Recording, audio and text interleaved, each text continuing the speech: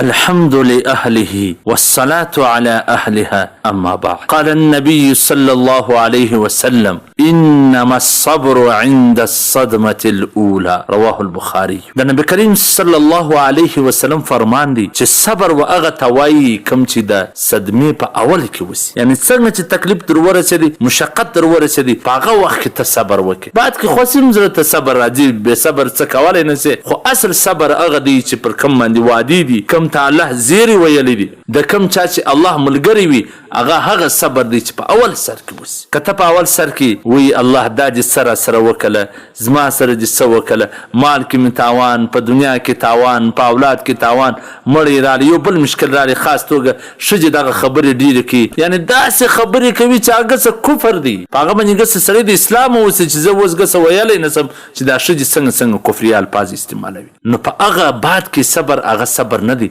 په اول وخت کې صبر وکړه. صابر ته الله جل جلاله زیری ورکړی دی، وبشر الصابرین، الله وی صابرینو ته زیری ورکړه. د الله د طرفه څخه تا ته زیری دی چې څنګه یو تکلیف درته ورسېدی، یو صدمه درته ورسېدله، که د مال کې تاوان رالی، که هر تکلیف وي، بس فورا وایه انا لله و انا الیه راجعون. ځکه الله فرمایي الذین اذا اصابتهم مصیبه قالوا انا لله و انا الیه راجعون. چې صابرین هغه څوک دي چې څنګه یو صدمه، یو مصیبت، یو تکلیف دې ته ورسېږي، فورا ووایه چې انا لله و انا الیه راجعون.